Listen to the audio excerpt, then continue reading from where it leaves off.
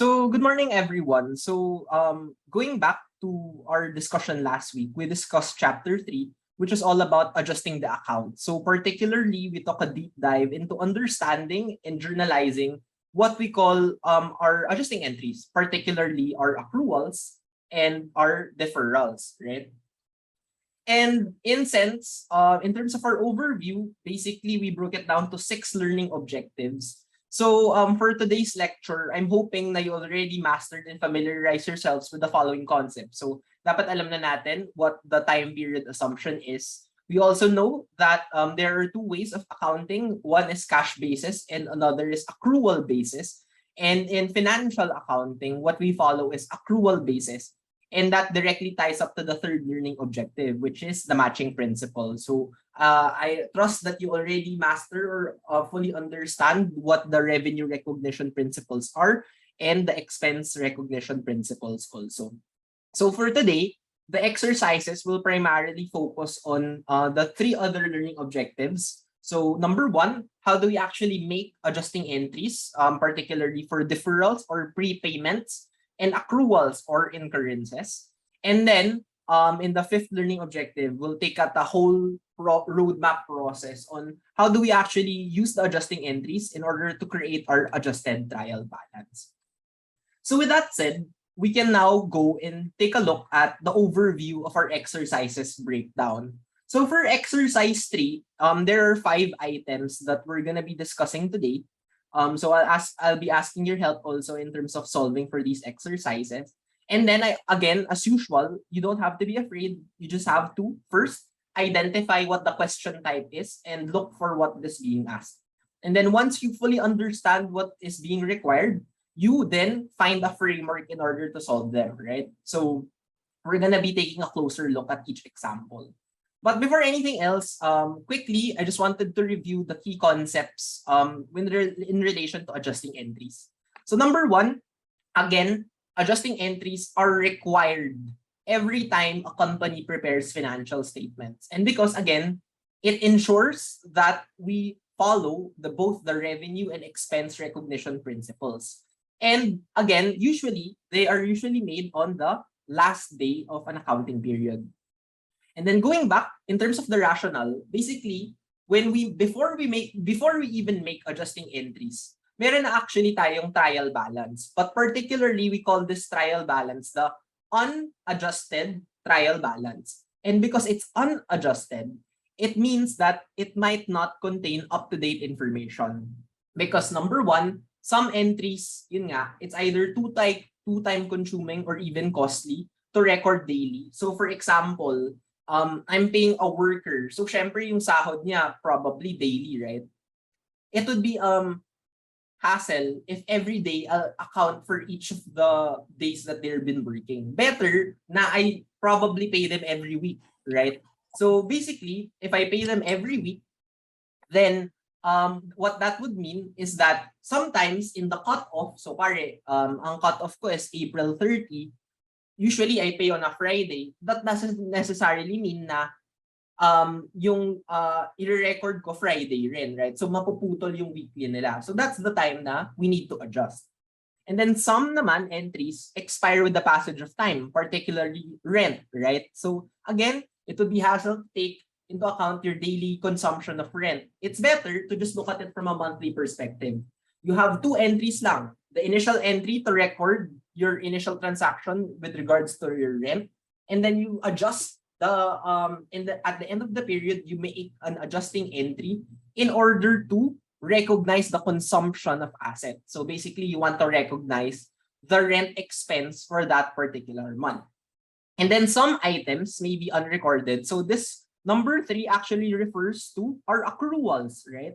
So sa accruals, si cash nahuhuli, right? So cash later for accruals. Therefore, some items may be unrecorded, and therefore we have to recognize both revenue and expenses when they're incurred. And with that said, basically, we have our 2 sets of adjusting entries. The one on your left would be your deferrals, or what we call prepayments. And then the one on your right would be your accruals, or your incurrences. And then under each type of adjusting entry, you have two other subtypes, right? So let's look first at deferrals, right? So for deferrals, again, it's cash now, meaning either you receive cash or you pay cash at the one point in time, and then at a later period, that's when you recognize either your revenue or expense. So basically, unearned revenue is when you receive cash, right? So you receive cash, but then you recognize your revenue later, right? And then the second scenario would be your prepaid expenses, wherein you pay cash and then you recognize your expense later. Okay, so under deferrals, again, there are two scenarios: your unearned revenue and your prepaid expenses, right? And then in terms of our accrual, we have our accrued revenues, wherein you recognize your revenue now, but then you'll probably receive the cash later. And then you have your accrued expense, wherein you recognize your expense now, but you probably will pay the cash later. So again, for deferrals, the cash happens in the now, and then in the accruals, the cash happens later, right?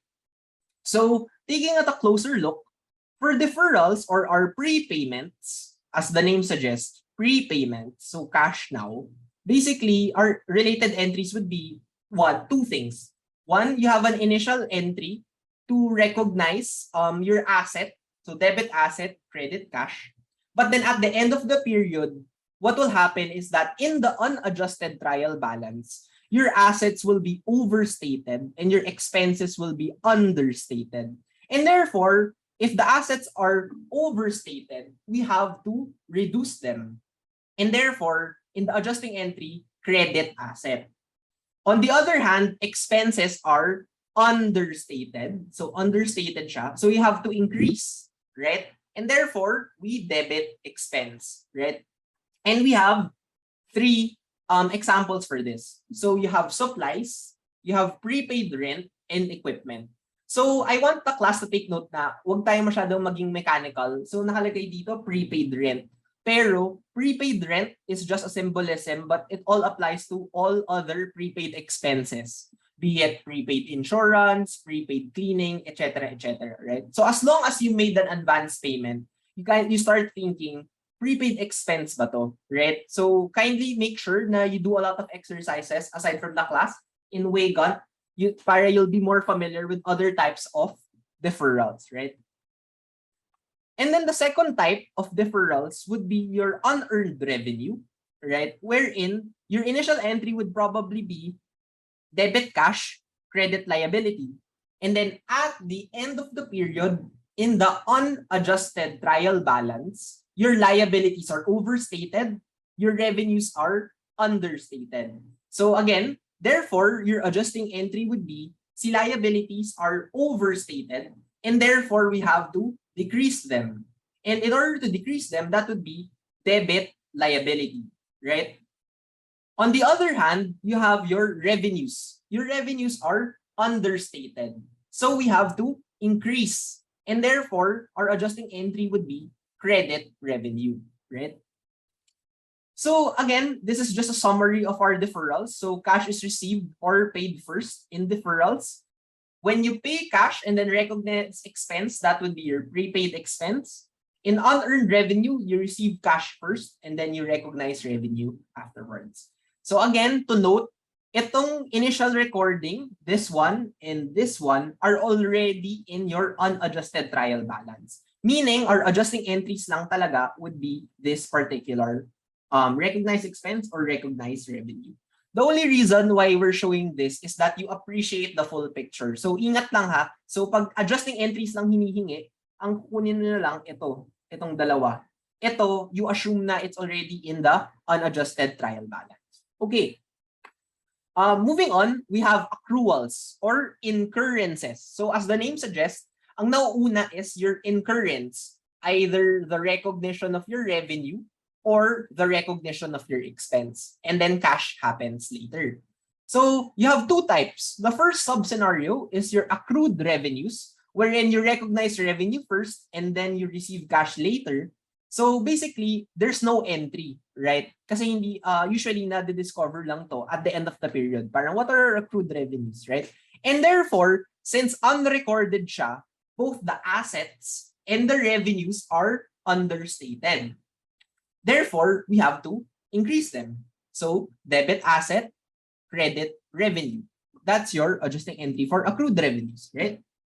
And then, for accrued expense, the second sub-scenario under accruals, you basically recognize expense now and then pay cash later. So again, walang entry, no initial entry. So before the adjustments, your liabilities are understated, your expenses are understated, and therefore what we have to do is increase your expenses by debiting expense, increase your liability by crediting liability. So debit expense, credit liability. And under this, we have interest payable, salaries payable, utilities payable, etc., etc. Okay? So as long as meron kang na-recognize na expense and then you have to pay later, you still have to recognize that. You still have to make an adjusting entry. Yun. And therefore, to summarize, accruals is again just composed of two sub-scenarios, your accrued revenues and your accrued expenses. So now, let's test our mastery, right? So let's go to E3.6. So basically, this is more of a theory type question. And in theory, basically similar with our exercise 2.5, basically, this will make or break your whole quiz 3, right? So pag hindi nyo to master or hindi nyo talaga to parang memorize, quiz 3 will definitely be hard. You'll be confused about all of the kinds of entries because the underlying foundation is every time you're given a transaction, you have to understand kung normal transaction ba to? Is it a deferral transaction? Is this an accrual transaction? And then once you've identified kung deferral or accrual, what specific type?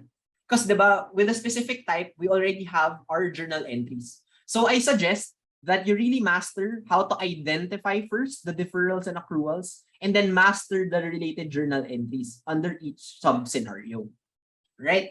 So with that, is there anyone who wants to answer 3.6? Okay, si MJ. Okay, so MJ, basically, ang gawin natin, so alam ko very straightforward yung exercise, but for everyone's appreciation, let's medyo pahabain natin, right? So I'll do number 1 just to show you how it works, and then we can proceed na lang to the next few items. So basically, step 1 first is we do a cash now or cash later analysis. So I know, so services performed but unbilled total 3,000. So now, did I pay cash? No. So therefore, it's recognized revenue now, receive cash later.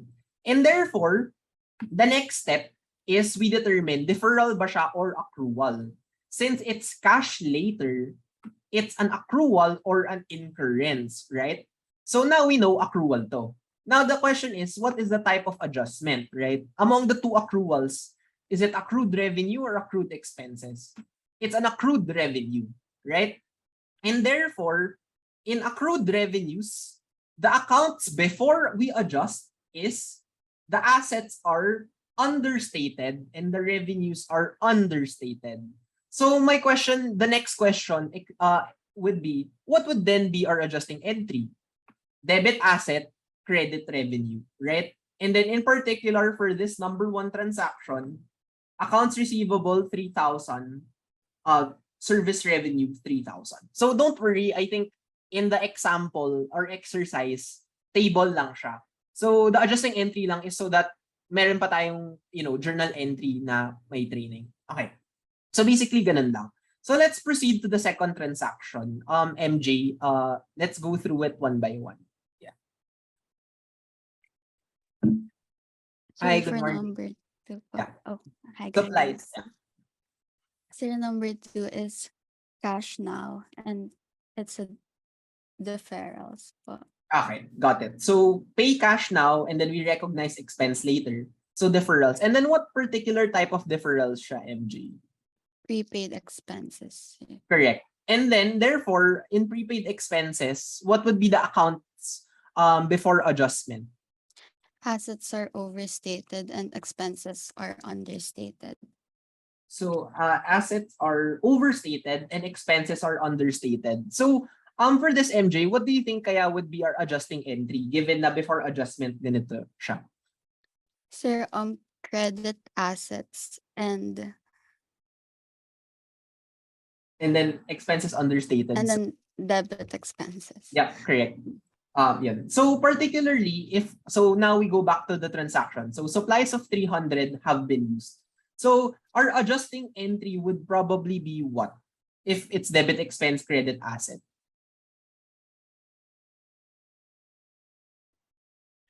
Supplies, expenses, and supplies, sir. Yeah, correct. So supplies expense 300, supplies credit supplies 300. Yep. Thank you, MJ. Next, utility expense of 552 are unpaid. Is it cash now or cash later, MJ? Cash later, sir. Yeah, so Accruals transaction. here. And then what type of accrual would this be? Accrued expenses. Okay. And therefore, our accounts before adjustments would be Liabilities are understated and expenses are understated. okay. And then therefore, our adjusting entry generally would be what? Debit liabilities and credit expenses. Ah, or sorry, feeling ko baliktad. Yeah, so meaning, Credit. yeah. Yeah, so correct, MJ, na Yes. parang expense and liabilities, but na you want to increase them. So debit, expense, credit, liability. And therefore, what would probably be the journal entry for a transaction 3, MJ? Utility expense and cash, sir. Liability siya dapat. So what kind of liability kaya related to utilities expense? Accounts payable. Yep, correct, MJ. Yeah. So utilities expense 552, accounts payable 552.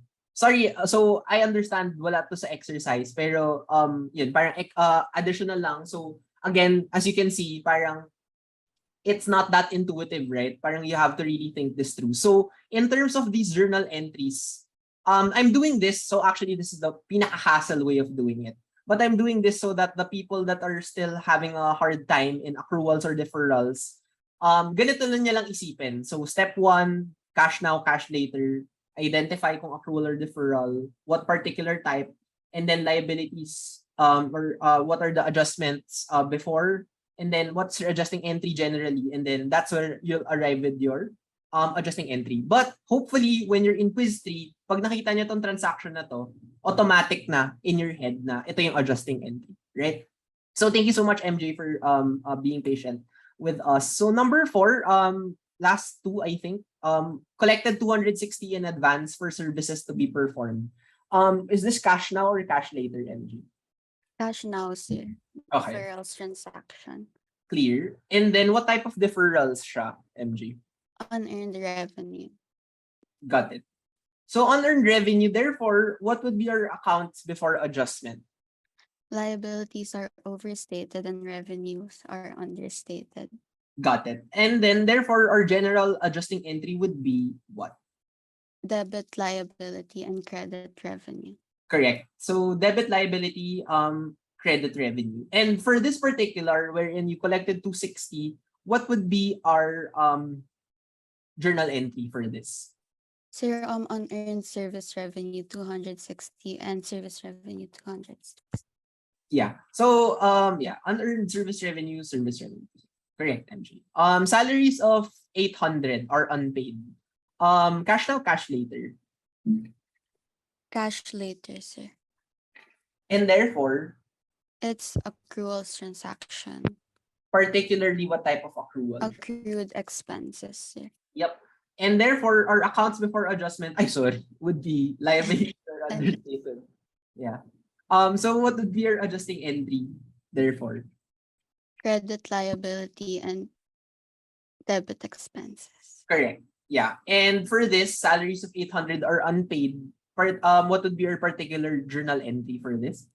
Salaries and wages expense and salaries and wages payable. Correct. Yeah. So sorry, 800 dapat siya. Okay. Lastly, prepaid insurance totaling 350 has expired. Cash now or cash later? Cash now. Yeah. So Deferrals yeah. transaction. Yep. And then what would be the type of adjustment? Prepaid expense. Correct. And then lastly, what would be the accounts before adjustment? Assets are overstated and expenses are understated. Yep.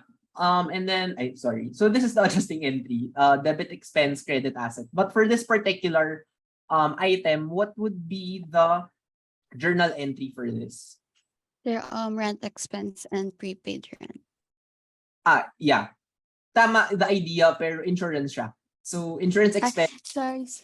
Very okay lang. So I think this highlights na you don't have to worry. Pag prepaid rent, prepaid insurance, prepaid cleaning, honestly, pare-pareho lang yan. So I actually see them the same way. And then papalitan nyo lang yung keyword. So insurance, cleaning, rent, right? So yun. So in summary, thank you so much, MJ. So this would be the answer for our first exercise. So again, the type of adjustment, the accounts before adjustment, and then because of the accounts before adjustment, you'll be able to derive naman the adjusting entries. So for those that are having a hard time, parang either, so you have two ways. Either super memorize nyo na lang yung journal entry, tapos galingan nyo mag-identify, or you really understand the whole process. So similarly to what we did earlier. Before I proceed to the next, are there any questions for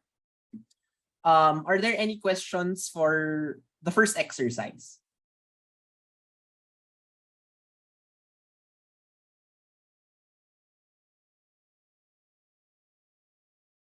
Okay. So parang wala naman. Okay, so now we can proceed. So basically we're done now with 3.6. So easy, theory lang, right? Now, adjusting entries. So now there's actually alternative methods. And just wanted to parang kind of apologize to the class in a way na ay super pet peeve ko kasi yung parang nagpapagawa ka ng exercise pero hindi ko naman na-discuss in class. But I really purposely did not include the alternative method in our discussion last week. Kasi I understand that deferrals and accruals, it takes a while to absorb. So hopefully you had a week and to really just let it simmer so that hopefully na-master nyo na yung primary method. The alternative method's very similar. Honestly, in future accounting, we don't use this. I had to, parang when I was teaching 99, parang I had to relearn the alternative method. But hopefully, if you understand the underlying business context, this would be easy to differentiate, right? So my first question kasi in understanding alternative methods is, which ones have alternative methods? So we have 4, right? So we have prepaid expenses, unearned revenue, we have accrued revenue, accrued expenses. So which ones have alternative method? In an essence, it's just the deferrals, right? So the deferrals will be the only ones who have alternative method. Kindly note that in deferrals, we have 2, our prepaid expenses and our unearned revenue. So both prepaid expenses and unearned revenue have alternative methods, right? But my question is, parang my note is, kindly take note na equipment depreciation or equipments in general don't have alternative methods. Okay? So equipment is a very special quote-unquote deferral, right? But yung pag-recognize ng depreciation does not have an alternative method. So now, let's go to the alternative method. So let's first go to prepaid expenses. So in prepaid expenses, you have your primary method, the one that we've been doing since last week. So the one on the left. And then you have your alternative method, right? The one on the right. Now, for those that have parang fans of the financial statements, you can look at it as the primary method puts the emphasis on the balance sheet, while the alternative method puts the emphasis on the income statement. Okay? So why balance sheet? Because in the initial recording, when you pay cash, right, you record it initially as an asset. So balance sheet, asset. So basically, debit asset, credit cash. So again, we initially record it as an asset, be it a prepaid expense, be it supplies. We always recognize it first as an asset in the balance, quote-unquote balance sheet, right? Fast forward to the end of the period, we go to the adjusting entry wherein we compute how much asset was consumed. So magko-compute tayo. In the asset, ilan ba yung na-consume na asset, right? And then, if ganito yung na-consume na asset, then we adjust to recognize the expense. So either rent, insurance, supplies expense, etc., etc., right? Therefore, your adjusting entry would be debit expense, credit asset. So again, we initially recorded an asset and then we adjusted the asset. And then in doing so, we were able to recognize an expense, right? So balance sheet method siya, nakafocus. Conversely, alternative method focuses on our income statement, right? Wherein the initial recording is rent, so expense, and so debit expense, credit cash, right? So basically, what it says is that we initially record it as an expense. So either rent expense, insurance expense, supplies expense. And then fast forward to the end of the period, we compute naman not how much asset was consumed, but how much assets we have so that we can recognize that asset. So basically, debit asset, credit expense. So again, income statement siya in such a way that we first recognize an expense and then we adjust the expense. So we lower it down. And in doing so, we are able to recognize an asset. So ganun lang. Basically, that's the alternative method. Primary method focuses on the balance sheet. Alternative method focuses on the income statement. But at the end of the day, pareho lang yung effect nila. Right? Pareho lang siya. Right? Ang nagkaiba lang is, magkaiba yung initial recording nila. Yung isa asset, yung isa expense, and therefore yung adjusting entries nila magkaiba rin, right? But at the same time, your values will still stay the same. So we'll show this in the next exercise. Next, unearned revenue. So again, meron kang primary or alternative method. Before I proceed to unearned revenue, are there any questions regarding prepaid expenses? Alternative methods? Parang wala naman. Okay. So again, unearned revenue. Our primary method, again, focuses on the balance sheet. Our alternative method focuses on the income statement.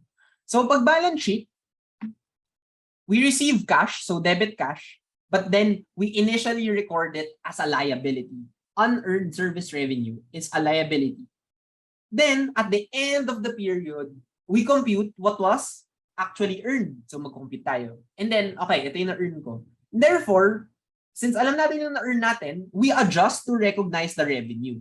So, bababaan ko si unearned service revenue or bababa si liability so that I can increase my service revenue. Alternatively, si income statement or alternative method, si revenue naman yung inuuna niya. So, we initially record it as revenue. So, rather than a liability, debit cash, credit service revenue kaagad. At the end of the period, we know na not everything was earned. So we compute what was actually unearned or ano ba yung utang natin. And therefore, we need to recognize a liability and therefore bababa si service revenue. So debit service revenue, credit unearned service revenue. So again, on the left side, our primary method, we focus on the balance sheet. So we recognize liability and then we adjust the liability in order to recognize a revenue. On the other hand, the alternative method, we first recognize a revenue, then we adjust that revenue in order to unearth what is the liability still left. So it's actually just a difference in point of view. But at the end of the day, it won't affect your adjusted trial balance, right? It won't. Even your end figures, it won't. You'll still come up with the same true values for the affected account. So now, let's see the difference, right? So, with E3.4.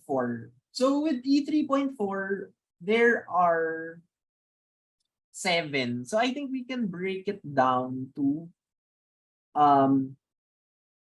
2, right? So, we'll break it down into 2. So, are there any volunteers to answer 2 and 3, 2 to 4, and then 5 to 7? Okay, see Russ. And then, are there any other people who want to volunteer? Yeah. So let me know. Ayun. Si Russ at saka si Jor. So Russ will be 2 to 4, and then Russ would be 2 to 4, Russ would be 5 to 7. Okay. So again, I'll show you muna in exercise 1 how we solve for it, right? So number 1, again, marami na naman akong hassle things, but I hope na for those who are still lost, you can follow this 4-step process. So number 1, let's identify what kind of accrual or deferral, right? So Ilmas collected 1.3 from a customer in 2020. 75% of services was performed. So now I know na it's cash now, cash later. Cash now, cash now, recognized revenue later. So it's an unearned revenue, right? So what would be my initial entry? My initial entry for this would probably be cash 1,300 debit, credit unearned service revenue, which is a liability for 1,300. Then, so basically, in essence, I received 1,300, and then the totality of the 1,300, I treated it as a liability. My third step is to compute for the consumption or earning to be recognized. So the third step is compute for earnings. So I received 1,300. It said 75% of services was performed. So I earned 75%, which would give me 975. Let's just double check. Yeah. 1.3 times 0.7 is 975, and then 25% is still unearned. So how would this look visually? See 1.3 at the start of the period, all of it were liabilities. But at the end of the period, we actually break down this 1,300. One portion becomes revenue or earned, so 975. The 25% becomes are still liabilities. So basically, yung liability mo from 1.3, naging 325 na lang kasi 25% na lang yung unearned. And then, you have recognized 975 worth of revenue. And therefore, ito yung kailangan natin i-adjust. So my adjusting entry for this would be, at the end of the period, debit unearned service revenue of 975, credit service revenue of 975. Okay?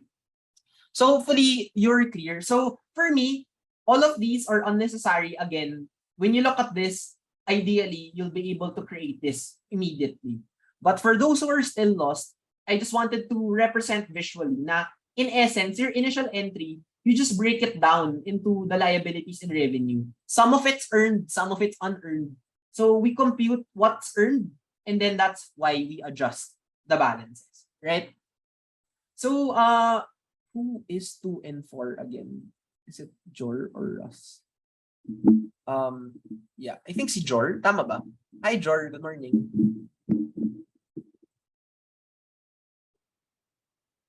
Ano? Naglalag po ata si Jer. Okay. Sorry. Kung naglalag si Jor. Sige, Russ muna. Hi, Russ. Yeah. Answer.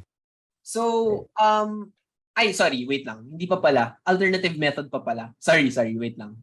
Okay, so basically, si number 1 pala is unearned service revenue. And therefore, we have an alternative method, right? So basically, we do the same thing. So understand the initial entry. So the initial entry for this in the alternative method would be debit cash 1,300, credit service revenue. So rather than recognizing a liability, what I did was I recognized the 1,300 as purely revenue at the start. And then we compute, right? So baliktad lang. 25% is unearned, so meaning 325. So we break it down, the 1.3. 325 are liabilities or those unearned, and then 975 yung revenue nyo. And therefore, alam na natin na yung revenue natin to eh. Therefore, what we have to adjust would be the recognition of this liability of 325. And therefore, our adjusting entry for under the alternative method is debit service revenue 325, credit unearned service revenue of 325. So in summary, ito lang yung changes nila, right? So kindly just use this in your own time, just appreciate na lang the differences, right? But the difference lang talaga is initially we recorded a liability and that's what we adjusted in order to unearth our service revenue. In the alternative method, we recognize our revenue and that's what we adjusted at the end in order to unearth the liability, right? So it's just a difference in perspective. So Russ, number 2. Ilmas paid 2.8 rent on December 1 for 4 months starting December 1. So what kind of accrual or deferral is this? Prepaid expense po. Prepaid expense. Particularly prepaid rent, right? Yes po. What would be the initial entry kaya in December 1, Russ? Prepaid rent 2,800, cash 2,800. Yep. So he treated everything as assets first, right? At 2,800. So what would be how do we compute for the consumption or earning to be recognized? We divide 2,800 by 4, then multiply dun sa number of months na lumipas po. Correct. So ilang months yung lumipas, Ross, from December 1 to the end of the period? Isa lang. Yeah. po. Correct. So meaning correct what you mentioned. So 2.8 divided by the months covered 700, right? Times 1 month is equal to 700.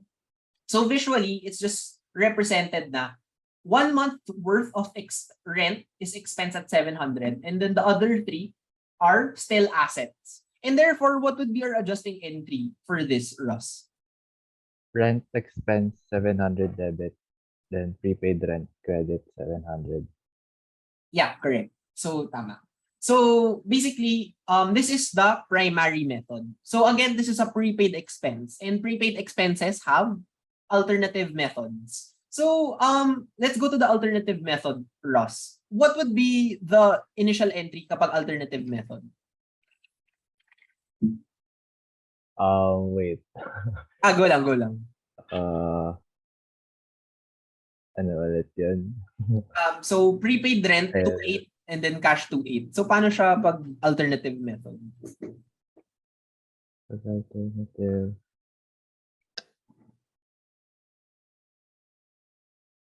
So to help you, 'di ba, alam na natin yung isa, cash 2,800, right? So that's probably credit cash 2,800. What will we debit? Is it still prepaid rent or Yung rent expense po. correct, Ross? So therefore, our initial entry would be rent. Rent expense credit, then cash debit. Ay, baligtad. Baligtad ba? Yeah, correct. So debit rent expense, credit cash, right? So going back to the other in the primary method, cash will still stay the same. So credit siya, right? Ang iniba natin si prepaid rent, right?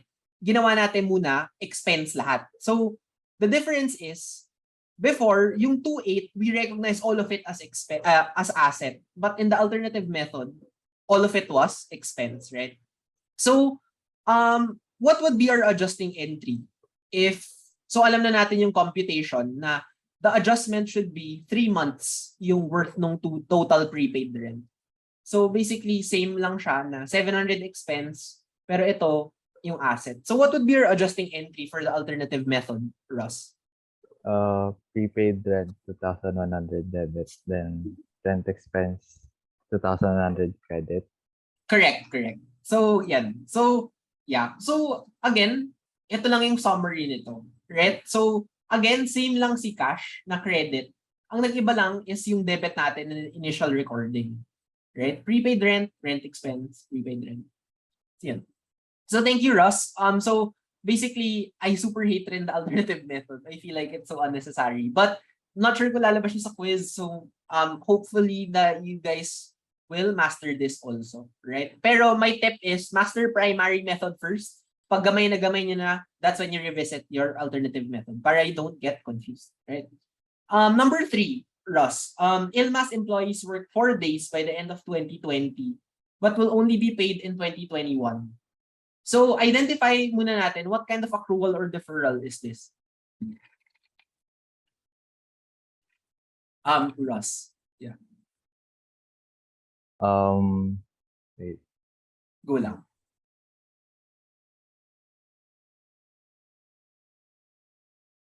Accrued expense. Yep, correct, Russ. Yeah, so accrued expense, right? So particularly salaries payable. So what would be the initial entry? Honestly, wala, right?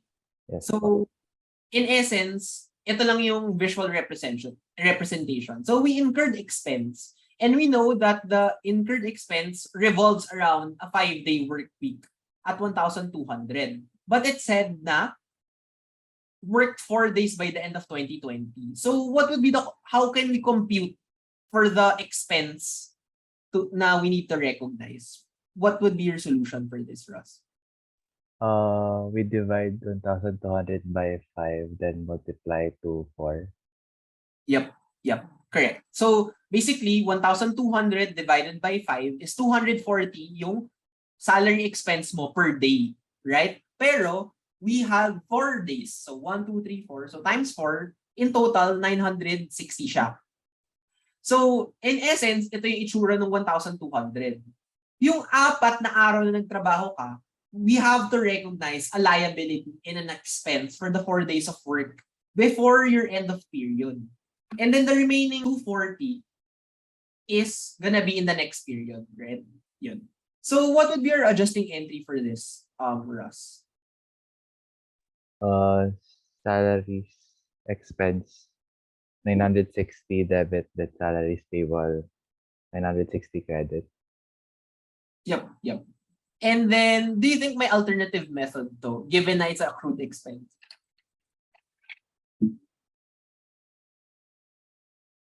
Wala po, sir, since accruals.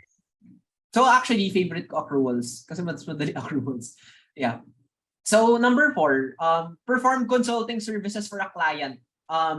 It had not billed the client for services provided of 1,200.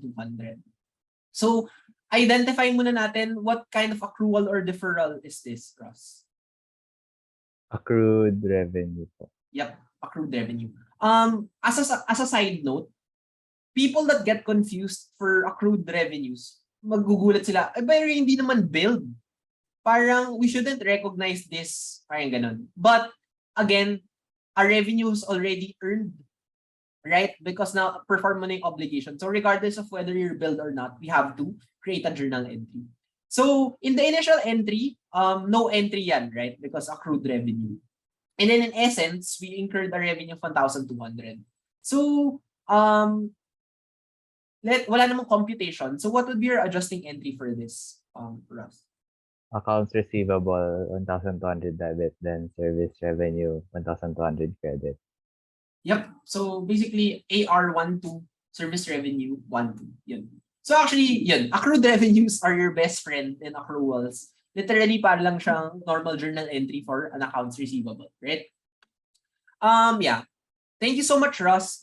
Let's go to Jor. How's your internet, Jor? Okay naman? Or Hi Yeah. po.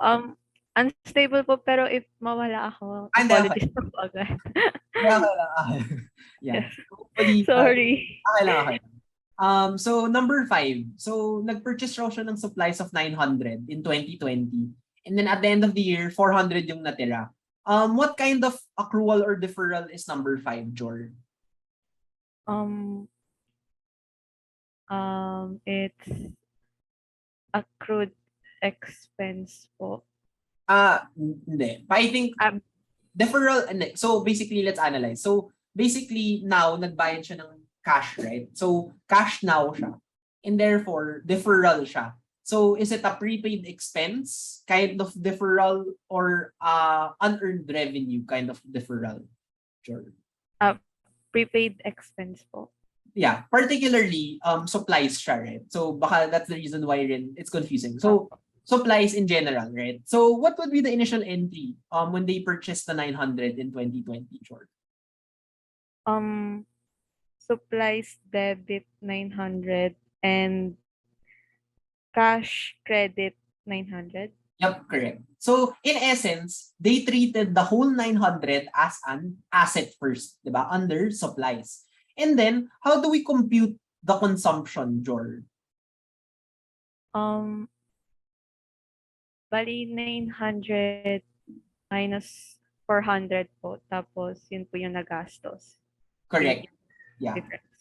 Yeah. So, parang at the end, you have 400 worth of supplies. So, 500 yung expense natin. Right? Mhm. So, visually, parang what it would look like is that you have 500 expense to represent the supplies consumed and then 400 yung natira. But still coming from the initial 900. So, ultimately, what would be your adjusting entry for this, Jor? Supplies expense debit 500 and supplies credit 500 po. Yep, correct. My next question is, do you think may alternative method? Journal, Yes po kasi prepaid. correct. So let's try alternative method. So we know na it supplies, pero what would be our initial entry instead? Supplies expense debit 900 and accounts payable 900. Cash pa rin. Ah. Yeah. So cash, so debit, supplies, expense, correct. And then credit, cash 900. So in essence, parang we still have the expense and the asset. So it's still the same, right? But in terms of the adjusting entry, how would we adjust for this? We have to recognize na the assets, right? So what would be our adjusting entry under the alternative method? Supplies debit 400 tapos supplies expense credit 400. Yep, correct. So in summary, in the primary method, again, supplies yung debit natin. Pero in the alternative, it supplies expense. And then, syempre, mag-iiba yung both the accounts and then the values, right? Ito, supplies expense, debit, credit supplies of 500. Ito, supplies 400, supplies expense 400. But in essence, if we apply both, you'll arrive with your supplies being at 400 pa rin, right? So now, we move on to number 6. Ilmas purchased equipment amounting to 4,200 on August 1. So how would we, this is an equipment, right? So let's understand the initial entry. What would be the initial entry for this? Equipment debit 4,200 and cash credit 4,200. Yeah, and then they treated it so 4,200. Sorry, should be 4,200. And therefore, let's compute for the consumption. How do we recognize our depreciation expense? What would be our formula? 4,000, ang ginawa ko po is Yeah. 5 times 12 since by months. Okay. And then 4,200 divided by 60. So we have our monthly depreciation. And then how many months do we multiply this to? 5 months po. 5 months. August, September, October, November, December. Yeah, 5 months. So palagi ako nagka-count pag ganun. So tama, 5 months. So times 5. And therefore, we expect our expense to be 350, right? Yep. And therefore, basically, 350 yung total expense natin. So we have 5 months worth of depreciation. And then the rest are assets representing the remaining 55 months of the useful life. So in essence, what would be our adjusting entry for this, George?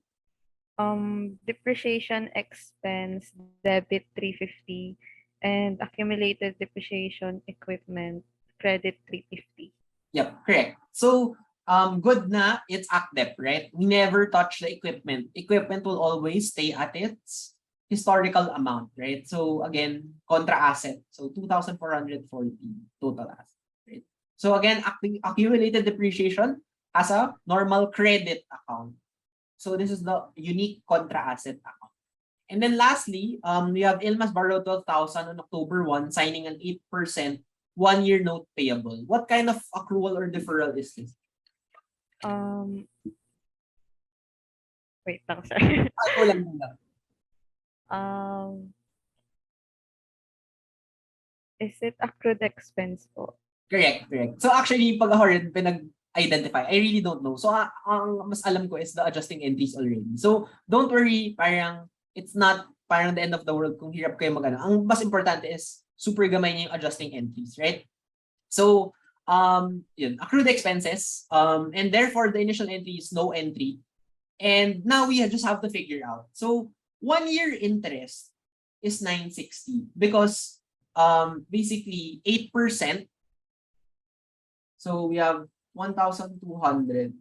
12,000 times 0.08, right? So we have 960 worth of 1 year interest.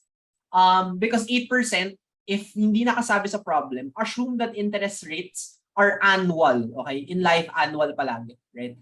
So how do we compute for the actual interest na we incurred, Jor? 960 divided by 12 po kasi 1 year. Okay. And then how many months tayo? October, November, 3 months po. Correct. Yeah. So, thank you so much, George. So, tama. 3 months, right? So, again, we multiplied muna 8% to get 960, divide 12 months to get 80 monthly interest expense, and then 3 months worth of expense. So, itsura niya is 3 months of interest, and then 720 the next period, right? So, what would be your adjusting entry for this now that we've solved for it? Interest expense debit 240 and interest payable credit 240. Yep, correct. So thank you so much, Jor and Ross. So with this, we end exercise 3.4. So actually, it's easier kung straight to journal entries. But again, I'm just using this to reiterate lang parang the underlying business context on how or why accruals or deferrals are needed, right?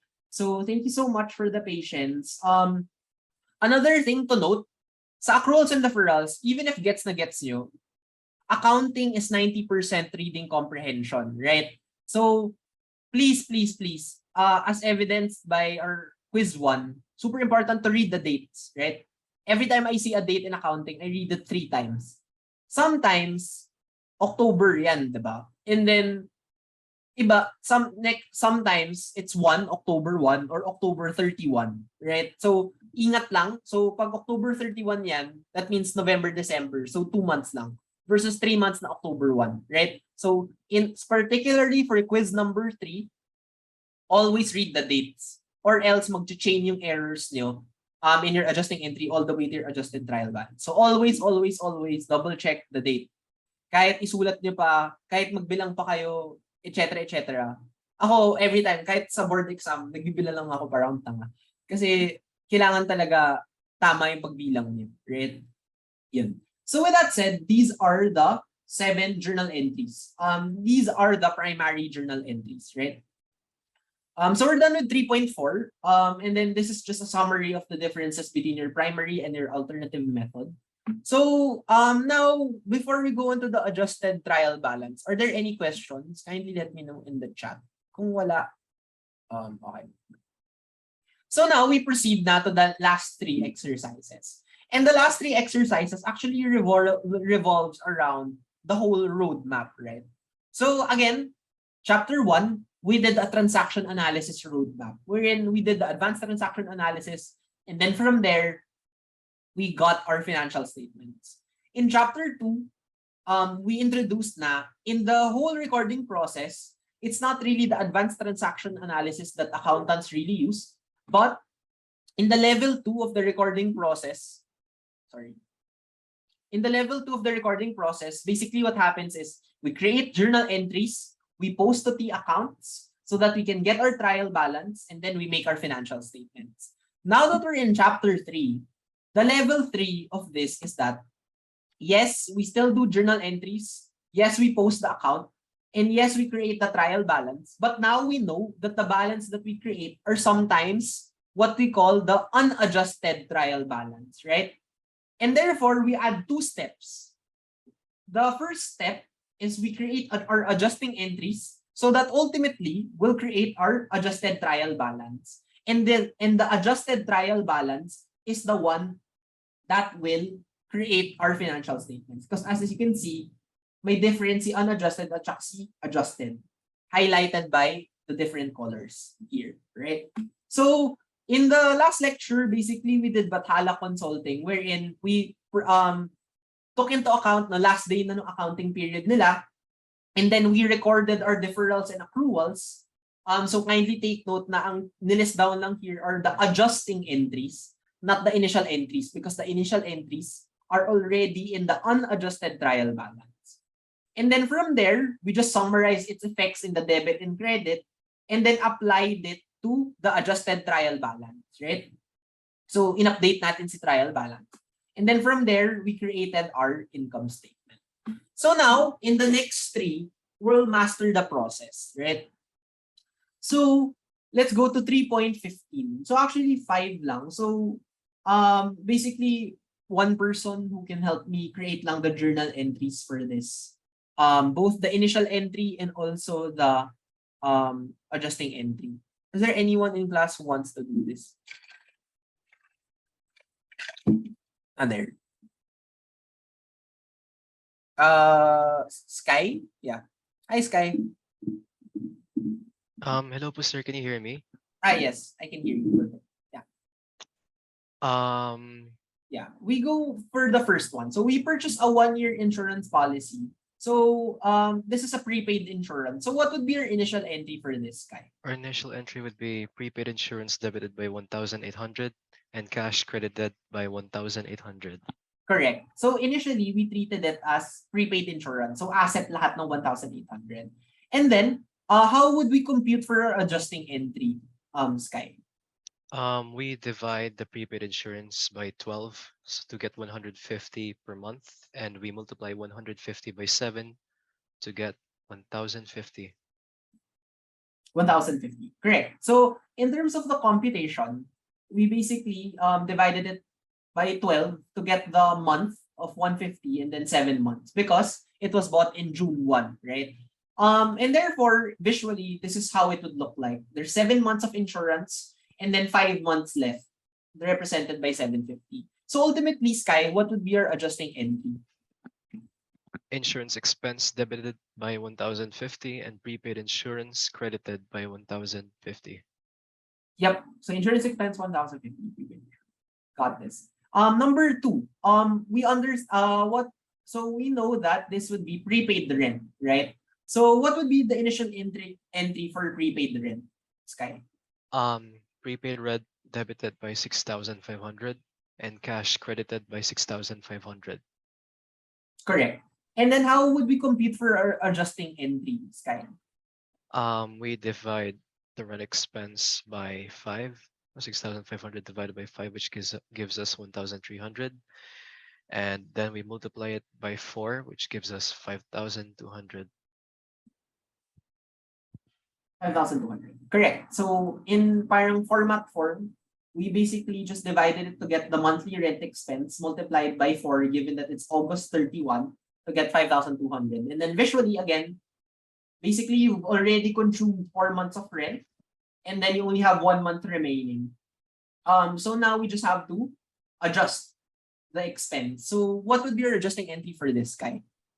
Rent expense debited by 5,200, prepaid rent credited by 5,200. Correct. Yeah. Number 3. We know that number 3 is an unearned service revenue, right? So what would be your initial entry for this, Sky? Cash debited 3,600, unearned service revenue credited 3,600. Yep. And unearned service revenue is a liability. So we treated the 3,600 as liability. How do we compute for the adjusting entries, Sky? We divide 3,600 by 9, giving us 400. And we multiply 400 by 4, giving us 1,600. 1,600. Got it. So again, similarly, how we computed it is we always get the monthly earned revenue, and then we earned for 4 months 1,600. So visually again, we have 4 months earned revenue and then 5 months pa yung unearned, right? So what would be our adjusting entry? we debit unearned service revenue by 1,600 and we credit service revenue by 1,600. Yep, correct. So number 4, so we signed a contract for cleaning services, and we paid for the first 2 months. What would this be, Sky? We debit prepaid cleaning by 2,000 and credit cash by 2,000. Correct. And how do we compute for the adjusting entry? 2,000 divided by 2 since we only did 1 month. Okay, 2,000 divided by 2. Right. So 1,000. Correct. So yeah. So actually, for this, be careful of the given, right? So it's good na it's just 1,000 per month. So actually, you could have just the other simpler way would be to just use 1,000 per month kasi that's what's contributed. So what would be our adjusting entry for this guy? Repairs and maintenance expense is debited by 1,000 and prepaid cleaning is credited by 1,000. Got it. Yeah. And then finally, number 5, we have 1,500 in advance from a gaming club. So we know that this is unearned service revenue. What would be your initial entry for this guy? Cash debited by 1,500 and unearned service revenue credited 1,500. Correct. And then how would we compute for the adjusting entry? We deduct 475 from 1,000, And that will give giving us 1,025. which represents revenue earned or revenue unearned. Revenue earned. Got it. Correct. So 475 is the revenue still unearned, right? So visually, if we break it down, we earned 1,025, but we still have 475, right? So our adjusting entry would be what for this guy? Unearned service revenue debited 1,025. Service revenue credited 1,025. Correct, correct. And ultimately, we were able to create our journal entries and our adjusting journal entries, right? So thank you so much, Sky. So I'll take over. For the second part, it's very procedural. So I'll just quickly walk you through, right? So I divided or color coded it so that you have journal entry 1 and then the accompanying adjusting journal entry. So right? And in essence, the next step is that we need to post these to the T accounts, right?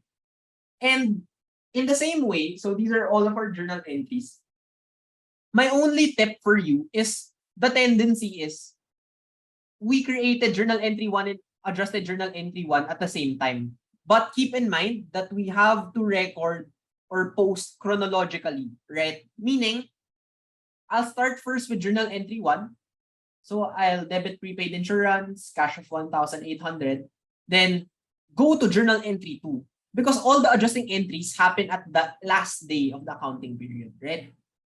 So prepaid rent, debit cash, 3,600, credit unearned service revenue, debit prepaid cleaning, credit cash, debit cash, 1,500, and then credit unearned service revenue. So we're done with the first 5 entries. And then kindly note, now after these 5 journal entries, an adjusted trial balance is created. So this highlights that all initial entries are already contained in your unadjusted trial balance. And then the last set of adjusting entries will be just to correct those balances. So basically debit insurance to recognize the expense and to lower our prepaid insurance. Then debit expense to increase our expense and to lower our prepaid rent. Recognize our revenue of 1,600 while lowering our liability by 1,600 for adjusted entry number 3. For adjusted entry number 4, we recognize 1,000 of expense and then lower our prepaid cleaning by 1,000. And then finally, unearned service revenue. So we recognize a service revenue of 1,025 while lowering our liabilities. So ultimately, when you do it correctly, you'll arrive with balances. For this particular, we didn't require the cash because as you notice, credit yung balance ni cash. which is weird, right? Negative cash. But the assumption here is that meron siyang beginning cash na malaki, and that's why it's negative. Yun lang. And then prepaid insurance, pagbabanggain lang natin si 1.8 and 150. So you'll give 750. Then 65252, you'll get 13 unearned 2,475. Prepaid cleaning 1,000. And if you go back to the slides earlier, you'll see na it's represents the true value. And then sa insurance expense, we just add. So we're done with E3.15. Basically, it's still just, so as you notice, accruals and deferrals, we're just creating journal entries. As long as you master journal entries, everything is very procedural at this point, right? But, and I think this is, for me, the exercise na I really hated for this exercise, number 4, the 4th exercise, for me is the hardest. Because again, this is a Sudoku type of problem. And for this exercise 4, I will be the one discussing na lang. So that I want you to pay attention, not only in terms of like the values, but also my way of answering this. Okay. So for these types of questions, ito usually yung types of questions na pumapatay sa students during long exams. Because procedural ng accounting eh. So if from step 1 to step 10, I think I'm sure na everyone in the class can get perfect. But if there's like gaps in the steps, like step 4 is missing or step 6 is missing, and then you have to parang think in your head like a puzzle, what are the missing pieces and how can I account for them? That's the reason why Sudoku problems are, for me, the worst types of accounting problems. And the Sudoku type here is actually 3.19, wherein it gives you accounts, and then it asks you 2 things. Prepare journal entries and determine the amount of cash received by the club. So when I see these types of questions, well, I'll get scared. But then after I get scared, the very first thing I'll do is I'll check the requirements, right? So the requirements lang are, we have to prepare the journal entries, and then we need to determine the amount of cash received by the club. This gives me a hint that if they're asking me to get the amount of cash, they want me to probably create a T account for cash, right? So with that said, I want to first organize my given in such a way that I will be able to answer the problem efficiently. And then from there, I can do requirement number 1, which is to journalize and post. And then the step 3 is analyze and solve for any sort of missing. So step 1, organize the given. Una, binigay nila accounts receivable. So automatically, I'll create a T account from accounts receivable.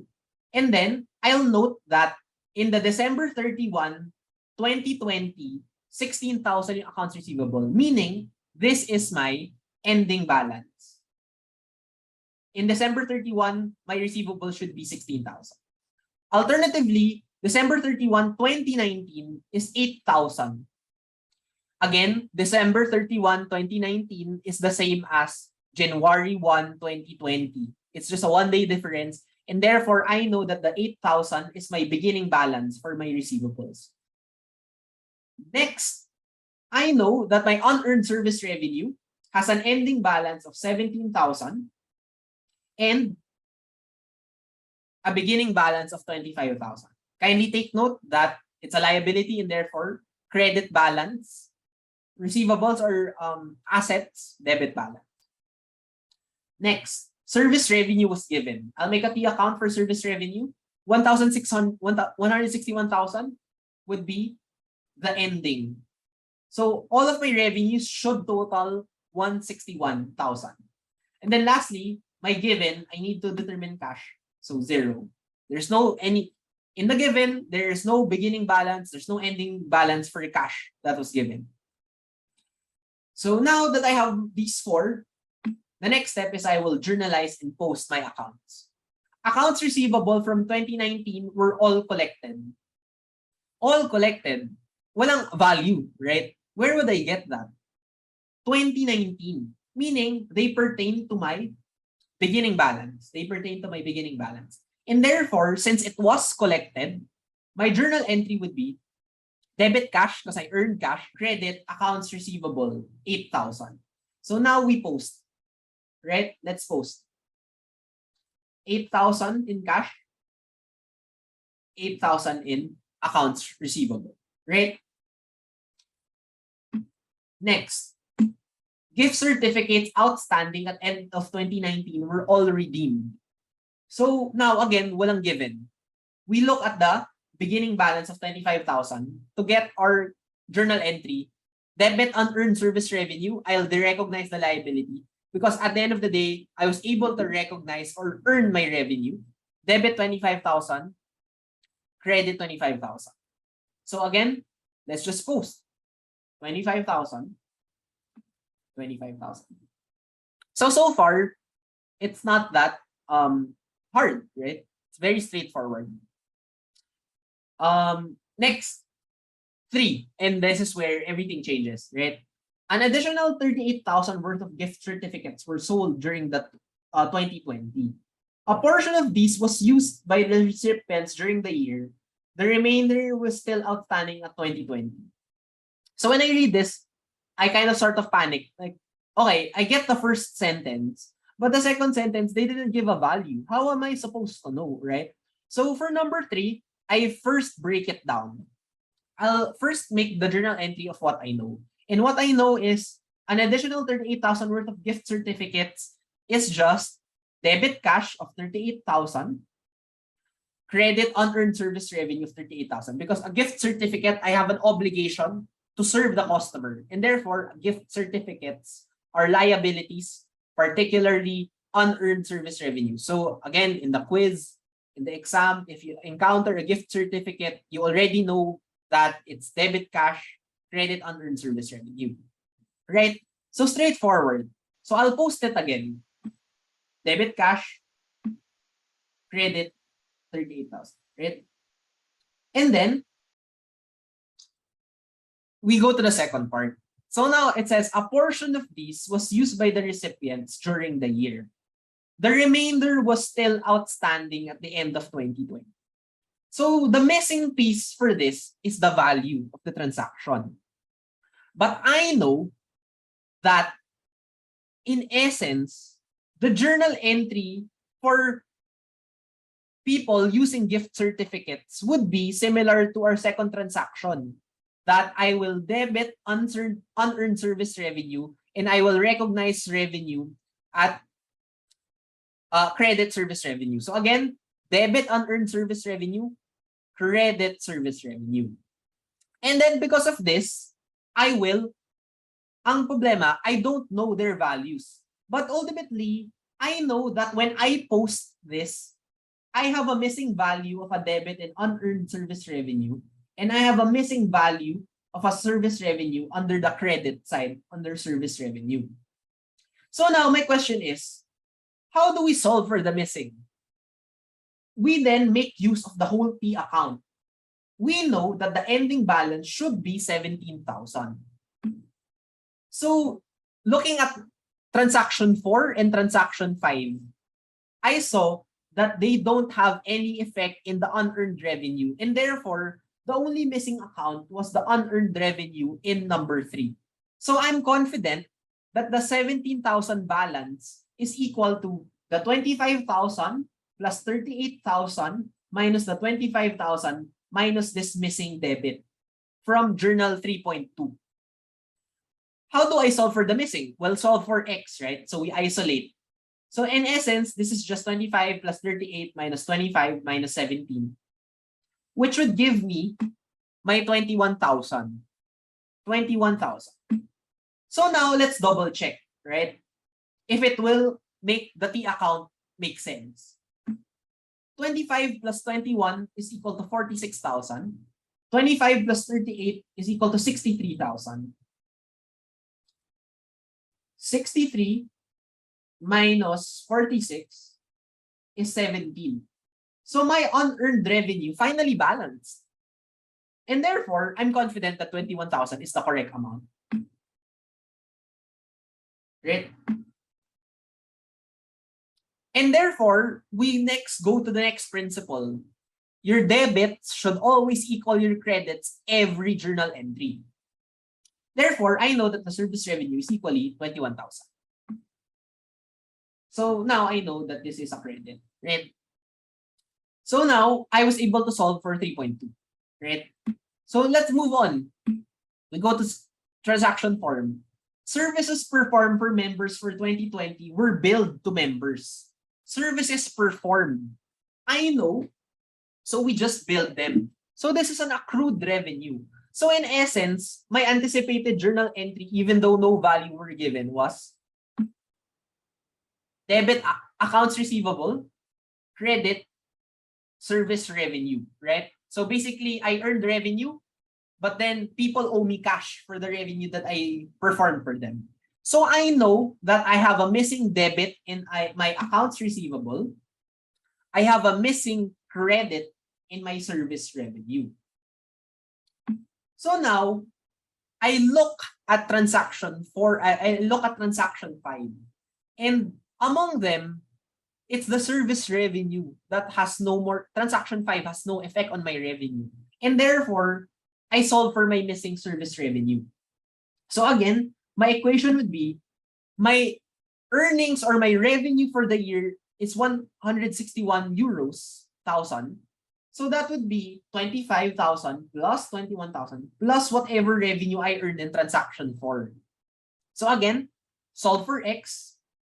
And by solving for X, 161 minus 25 minus 21, I have 115 service revenue. So we plug it in, and then we just double check if it makes the service revenue T account make sense. 25 plus 21 plus 115, 161. So by now, I'm confident that my unearned revenue and my service revenue are already accounted for. And because of that, I'm confident that 115 is the correct service revenue. So again, double entry accounting system, your debit should equal your credits. Therefore, my accounts receivable is 115, and therefore 115 debit to the posted, right? Finally, last number. Accounts receivable for 2020 were partially collected. So now, collection of AR. What would be your journal entry, even though you don't know the value? Debit cash, because I collected cash. And then I'll decrease my receivable because I was able to collect some of them, but you don't know. So now, we have 2 missing accounts, but I know that we have a missing debit in the cash account, and I have a missing credit in my AR T account. And honestly, I'm not confident with my cash because there's no ending given. I can't solve for X using cash. So I'll use accounts receivable, given that we're all accounted for the transactions. So now we have 16,000 is equal to 8,000 plus minus 115,000 minus 8,000 minus the missing account should be equal to 16,000. And therefore, our missing account will be 99,000. Right? So we solve 8,000 plus 99,000 is 107,000. 8,000 plus 115,000 is 123. Let's make sure that it adds up. 123 minus 107. It will give me my accounts receivable of 16. So it's correct. It's 16,000. And therefore, I'm confident that my missing account is 99,000. So again, debits equals a credit. My cash would be 99,000. Right? So now we can solve for the ending balance of cash of 145. So my ending balance in cash is 145. So yeah, we're done with 3.19, wherein basically we were able to make use of the T account in order to solve for our missing items. So it's color coded so you can refer to how we were able to determine them, right? So finally, let's complete the process in 3.1. Given that we only have 7 minutes, I will just quickly go through this. But again, for me, as long as you know the journal entries, for accruals and deferrals, you'll get a perfect. Everything else is procedure, right? So again, we just prepared the adjusting entries for the month of May. We prepared the adjusted trial balance and we prepared the income statement, right? So today is the last day of the accounting period for Kuno Consulting. This is their unadjusted trial balance. And therefore, the next 3 steps that we have to do is number 1, record our adjusting entries. Number 2, adjust the trial balance. And then number 3, we make the income statement. So number 1, 900 of supplies have been used during the month. So I know that this is a deferral, particularly a prepaid expense, right? And because it's a prepaid expense, the 2 accounts that are affected would probably be my office supplies, which is overstated currently in my unadjusted trial balance, and my supplies expense, which is currently understated. And therefore, I know that my journal entry would therefore be debit supplies expense to increase my understated expense at 900, then credit supplies of 900 to decrease my overstated assets. So the reason why I'm doing this, again, is for appreciation. Hopefully, parang given the different ways we're presenting how to solve everything, you'll be able to click in your head parang the underlying context between my accruals and deferrals, right? So next, utilities expense, incurred but not paid. What are the 2 accounts affected? These are our accrued expenses, right? Accounts payable, because we have a liability, is understated, and utilities expense is understated because there's no initial recording. Therefore, debit utilities expense 250, credit accounts payable 250. Number 3, the insurance policy is for 2 years, right? So now, kakabahan ka. Parang, okay, I don't know how to solve for the adjusting entry. Well, in the given, it said that they just started May 1. So we know that only 1 month has passed, right? So again, this is a prepaid insurance under prepaid expense. And the affected accounts would be a prepaid insurance, which is overstated at the moment, and insurance expense, which is understated at the moment.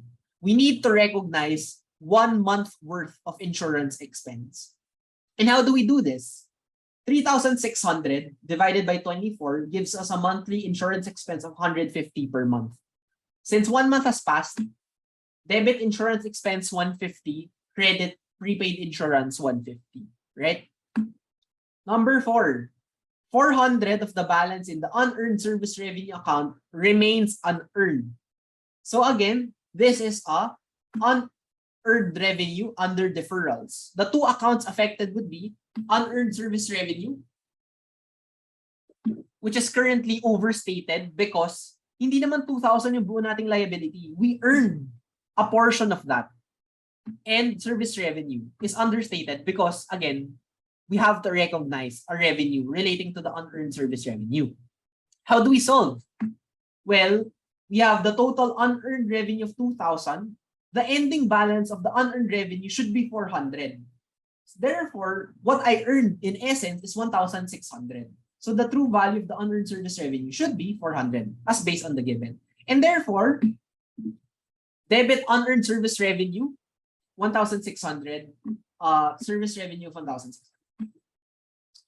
And then, 5th transaction. The 5th transaction, payment, salaries. In salaries, these are accruals or accrued expenses. The 2 accounts affected, salaries and wages payable, which is understated because it's unrecorded.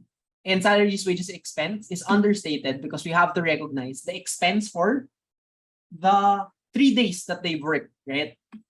So how do we compute? The weekly salary for 2 is 1,840. Again, accounting is 90% reading comprehension. 920 each. So 920 times 2 is 1,840 divided by the days covered 5. So we have an expense of 368 per day for the 2 employees in total. Since Wednesday, Monday, Tuesday, Wednesday, 3 days have passed. We owe them 1,104. Debit, salaries, wages, expense, credit, salaries, wages payable of 1,104. The equipment has a 5-year life with no residual value. It is depreciated at 190 per month for 60 months. So what are the affected accounts? Equipment and overstated, and depreciation expense is understated, right?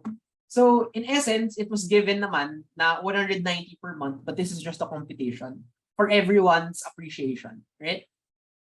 So in essence, it's debit depreciation expense, credit act debt of 190.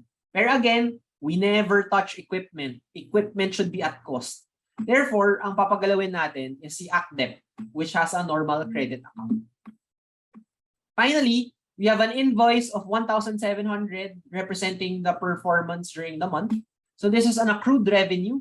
So we have accounts receivable is understated, and we have a service revenue which is understated. Therefore, so ignore this. This is from the previous account. This is 1,700 AR credit service revenue 1,700, right? So in total, we were able to create our adjusted journal entries, right? And the next step for this is that in the adjusted trial balance, we just have to summarize the adjustments, right? Step 3 is just apply those. So supplies, we just add supplies 900. Pero si supplies has a normal debit account. So a credit account would be 19 minus 900 is 1,000. So again, utilities expense plus 250. Accounts payable plus 250. Insurance expense plus 150. Prepaid insurance, 150 credit, again 360.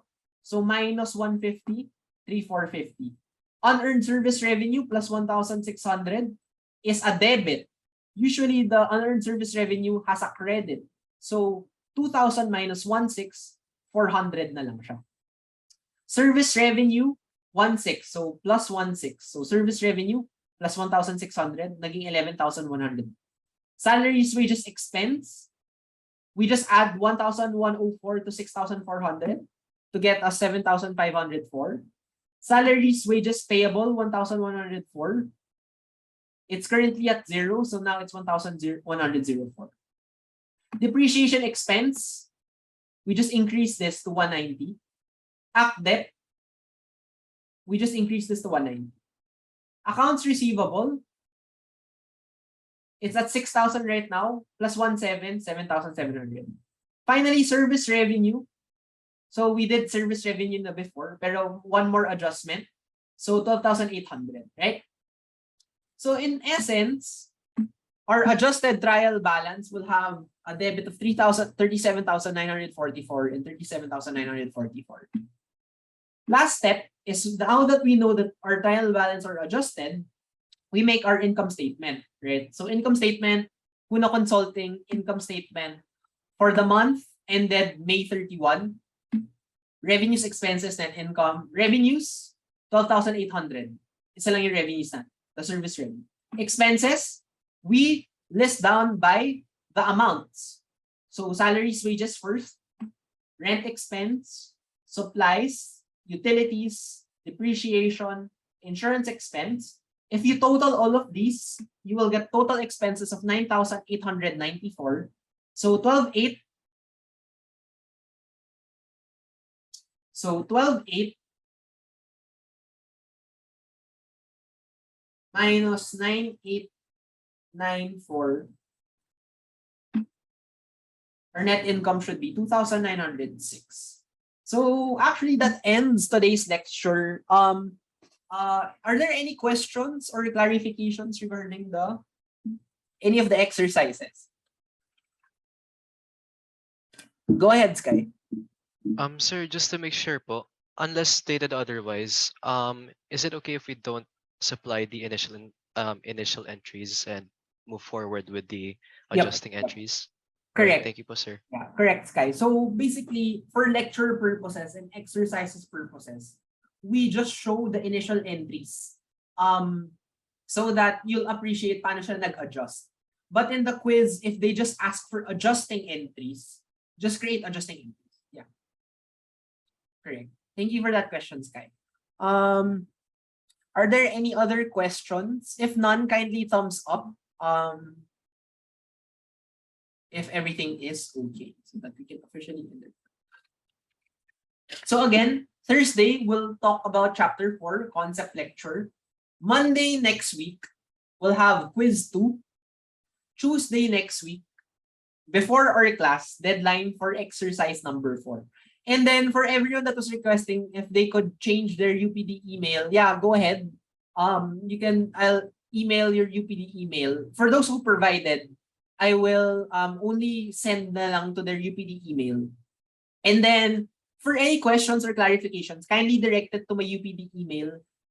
You can still send to my Gmail, but honestly, I don't check my Gmail as much. I only checked it for class purposes before. But baka malunod siya with all of the other spam accounts for all of my weird subscriptions sa Netflix, whatever. So kindly, if you want to be sure na I'll be able to see it, kindly send it to my UPD email. Yeah. So if there's no more questions, thank you so much, everyone. Kindly, last step for quiz 2. Again, for me, I anticipate it to be like 1.5 times harder than the first quiz. So how to solve for it is number 1, sa theory, in the master folder, we provide you with a handout and also the simplified PowerPoint. So the PowerPoints kasi I make is really used for lectures, so video siya dapat. So the simplified PowerPoint is more helpful in terms of studying for the theory. So make sure na anything put in the simplified PowerPoint or anything in the handout is good game for theory questions. So again, memorize all of those key concepts.